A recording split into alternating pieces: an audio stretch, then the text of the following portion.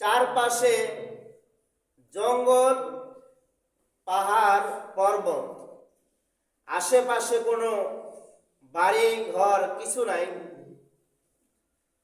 ওরকম জঙ্গল এবং পাহাড়ের মাঝখান দিয়ে তিনটা যুবক হাঁটতেছিলেন। হাঁটতে হাঁটতে এমন এক সময় বৃষ্টি চলে আসে, ঝড় তুফান চলে আসে। ওই যুবক তিনজন এখন ওই বৃষ্টি ঝড় বাতাসের কবল থেকে নিজেকে কিভাবে রক্ষা করবেন, নিজেকে রক্ষা করার জন্য বিধিব্যস্ত হয়ে পড়লেন যে ঝড় তুফান থেকে আমরা আমাদের নিজেদেরকে কিভাবে রক্ষা করব। উপায় না খুঁজে পাহাড়ের গর্তে ওই তিন যুবক ঝড় বাতাস থেকে রক্ষা পাওয়ার জন্য পাহাড়ের ওই গর্তে ঢুকে গেলেন। পাহাড়ের কোথায় ঢুকলেন? গর্তে ঢুকলেন। আল্লাহ তাআলা ওই তিনটা যুবক যখন ঝড় বাতাস থেকে রক্ষা পাওয়ার জন্য পাহাড়ের গর্তের মধ্যে ঢুকলেন, পাহাড়ের গর্তে ঢুকার পর বাইরে ঝড় তুফান বৃষ্টি,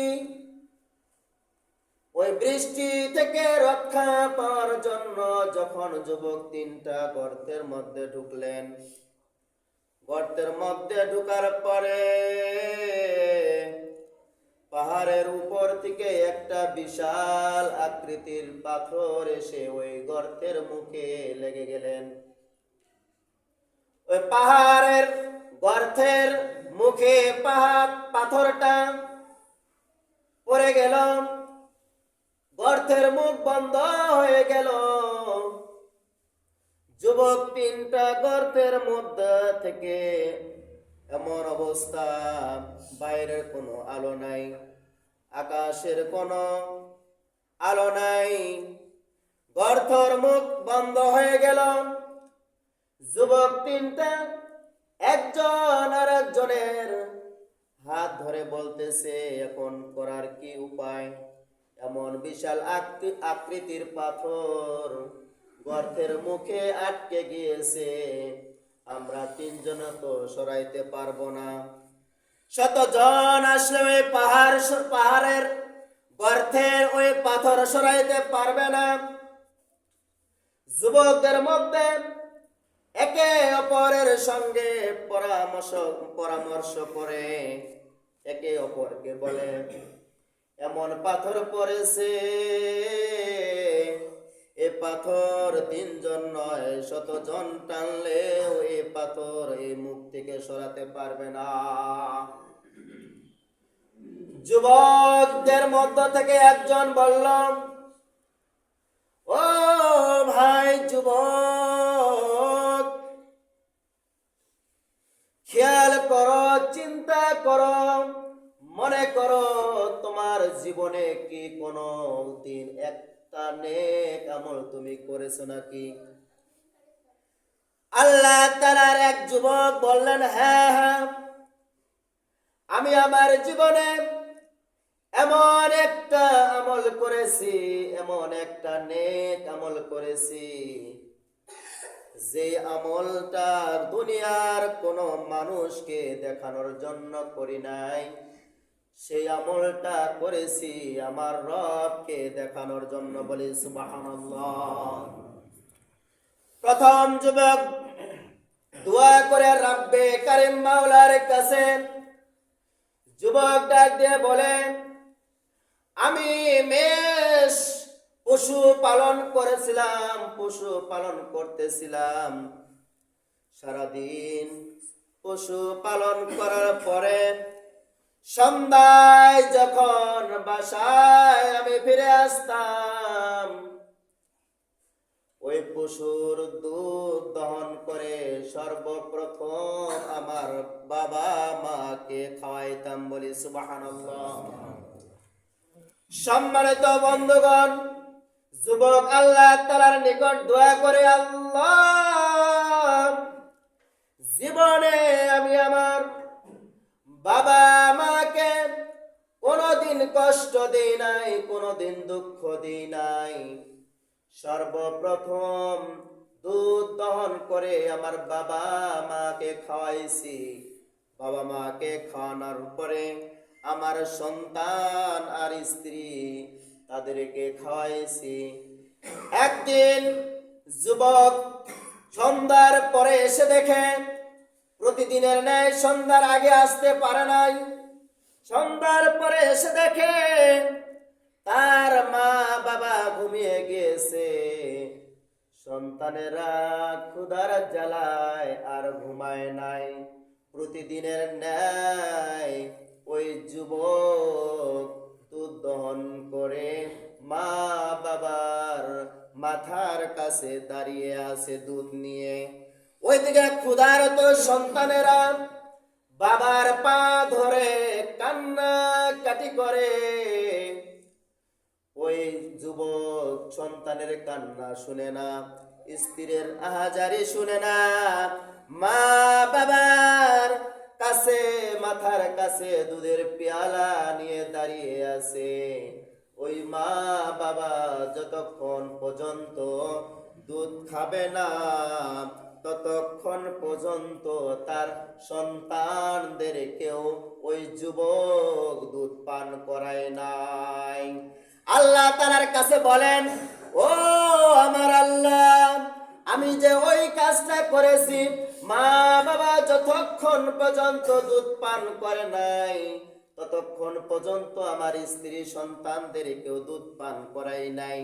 ওই মা বাবার সেবা যে আমি করেছি আল্লাহ, ওই মা বাবার সেবার উপরে যদি তুমি আল্লাহ সন্তুষ্ট হয়ে থাকো, তাহলে ওই নেক কাজের উসিলায় এই পাহাড়ের মুখের পাথরটা তুমি একটু সরিয়ে দাও, যাতে করে আসমানের দুনিয়ার আলো একটু আমরা দেখতে পারি। বলি সুবহানাল্লাহ। সন্তান ওই মা বাবার সেবা করেছে, একটা নেক আমল করেছে, সৎ কাজ করেছে, ভালো আমল করেছে। ওই ভালো আমলের উসিলায় শতজন যে পাথরকে টেনে সরাইতে পারবে না এমন বিশাল আকৃতির ভারী পাথরটা রব্বুল আলামিনের কাছে ওই যুবক তার মা বাবার সেবা যে করেছে, ওই নেক আমলের উসিলায় একটু পাথর সরে গিয়েছে। বলি সুবহানাল্লাহ। আর থাকলো দুইজন ব্যক্তি, দুইজন যুবক। একজন যুবক নেক আমল করেছিল মা বাবার, আর থাকলো দুইজন যুবক। দ্বিতীয় যুবক আল্লাহ তাআলার কাছে দোয়া করে, আল্লাহ, এমন এক পাথর গর্তের মুখে দিয়েছো, 3 অংশের মধ্যে 1 অংশ তুমি সরিয়ে দিয়েছো, আর 2 অংশ আছে, তাহলে আমরা এই গর্তের মুখ থেকে বের হতে পারবো।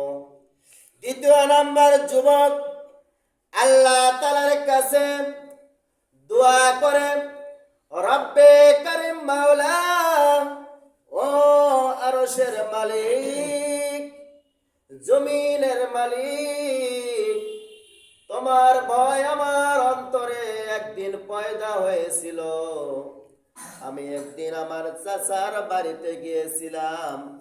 আমার চাচা চাচি বাড়িতে ছিল না, কিন্তু আমার চাচাতো বোন যুবতী একজন বাসায় ছিল। দুনিয়ার মানুষ একজন পুরুষ যেমন অপর এক নারীকে ভালোবাসে, আমি আমার চাচাতো বোনকে তাদের থেকে বেশি ভালোবাসতাম। আমি আমার চাচার বাড়িতে যাওয়ার পরে যখন চাচাকে দেখলাম না, চাচিকে দেখলাম না, চাচাতো বোন যুবতী বাড়িতে একা ছিল, ওই চাচাতো বোনকে আমি খারাপ প্রস্তাব দিলাম। খারাপ প্রস্তাব দেওয়ার পরে অসহায় ওই চাচাতো বোন, বাড়িতে বাবা নাই, বাড়িতে মা নাই। ওই যুবক যখন তার চাচাতো বোনকে খারাপ প্রস্তাব দিল, ওই বোন আর তাকে বাধা দিতে পারলো না। এক পর্যায়ে যুবক যখন ওই যুবতী চাচাতো বোনের উপরে উঠে বসলো, ওই যুবতী বোনের চোখ দিয়ে ঝরঝর করে পানি পড়তে লাগলো। যুবক ডাক দিয়ে বলে, বোন, তোমার চোখ দিয়ে কেন পানি বের হচ্ছে? এখন এমন এক মুহূর্ত, আনন্দের মুহূর্ত, এই সময় তুমি কেন কান্না করতেছো? এই সময় কেন তোমার চোখ দিয়ে পানি পড়তেছে? ওই বোন ডাক দিয়ে বলে, ভাই, তোমার চাচা বাড়িতে নাই, তোমার চাচি বাড়িতে নাই, এই সুযোগে তুমি সব ব্যবহার আমার সঙ্গে তুমি করতেছো। আমার বাবা বাড়িতে নাই, আমার মা বাড়িতে নাই, এই চিন্তায় আমি কান্না করি না। আমার মা দেখবে না, আমার বাবা দেখবে না, এই চিন্তায় আমি কান্না করি না। আমি কান্না করতেছি, আমার মা বাবা দেখে না, কিন্তু আমার আল্লাহ তাআলা আমাকে দেখতেছে। যুবক তার চাচাতো বোনের কথা শুনে যুবকের চোখ দিয়েও পানি ঝরতেছে, অনাঝারের মতো পানি পড়তেছে, কান্না করতেছে। যুবক তার চাচাতো বোনের উপর থেকে উঠে দাঁড়িয়ে যায়, আল্লাহ তাআলাকে বলে, আল্লাহ, ওই যে আমি সুযোগ পেয়েছিলাম আমার চাচাতো বোনের সঙ্গে খারাপ কাজ করার জন্য, ওই সময় আপনাকে আল্লাহ তাআলা রব্বুল আলামিন, আমি আপনাকে ভয় করেছিলাম। ওই যে অসৎ কাজ থেকে আমি নিজেকে তুমি আল্লাহকে ভয় করার কারণে যে বিরত থেকেছি, ওই ওসিলায় তুমি আল্লাহ রব্বুল আলামিন এই পাথরটা একটু সরিয়ে দাও। আল্লাহ তাআলার বান্দা যখন ওই নেক আমলের ওসিলায় আল্লাহ তাআলার কাছে দোয়া করে, আল্লাহ তাআলা সঙ্গে সঙ্গে ওই পাথরটা দ্বিতীয় অংশ সরিয়ে দেয়। বলি সুবহানাল্লাহ। আর একবার বলি সুবহানাল্লাহ। সম্মানিত বন্ধুগণ, পাহাড়ের পাথরের দ্বিতীয় অংশ খুলে গেল, আর থাকতেছে এক অংশ। এই এক অংশ তৃতীয় যুবক আল্লাহ তাআলার কাছে দোয়া করে। তৃতীয় যুবক আল্লাহ তাআলার কাছে দোয়া করে। ধনাঢ্য ব্যক্তি ছিল ওই যুবক, অনেক সম্পদশালী ছিল ওই যুবক। আল্লাহ তাআলার কাছে সে জীবনে কোনো নেক আমল করেছে কিনা চিন্তা করে, খেয়াল করে, ওই নেক আমলের দিকে লক্ষ্য করে আল্লাহ তাআলার কাছে দোয়া করে, রব্বে কারীম, আমি অনেক ধনাঢ্য ছিলাম, অনেক সম্পদশালী ছিলাম, আমি একজন শ্রমিককে আমার কাজে লাগিয়ে দিয়েছিলাম। শ্রমিকের কাজ যখন শেষ হয়েছিল, শ্রমিকের মজুরি যখন দিব, ওই শ্রমিক বলতেছিল আমার এখন লাগবে না। ওই শ্রমিকের মজুরি দিয়ে আমি আল্লাহ তাআলা তোমার বান্দা অনেকগুলো মেষ কিনেছিলাম, একটা ছাগল কিনেছিলাম, ছাগল থেকে গরু কিনেছি, অনেক বকরির পাল হয়েছিল। হঠাৎ করে ওই শ্রমিক আমি তোমার বান্দার কাছে এসে ওই শ্রমিক বলতেছিল, চাচ্ছিল, তুমি ভয় করো আল্লাহ তাআলাকে, আমি যে তোমার কাছে আমার মজুরি জামানত রেখেছিলাম, আমানত রেখেছিলাম, ওই মজুরিটা আমাকে দাও। তৃতীয় যুবক ডাক দিয়ে বলেন, ওই যে মাঠের মধ্যে যতগুলো মেষ দেখা যায়, যতগুলো ছাগল দেখা যায়, সমস্ত ছাগলের পাল তোমার জন্য। ওই শ্রমিক ডাক দিয়ে বলেন, আপনি কি আমার সঙ্গে ঠাট্টা করতে করতেছেন।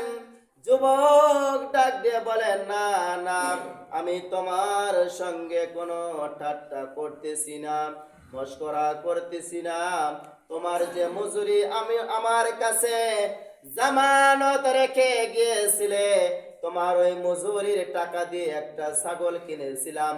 ওই একটা ছাগল থেকে আজকে মাঠ ভর্তি ছাগল হয়েছে।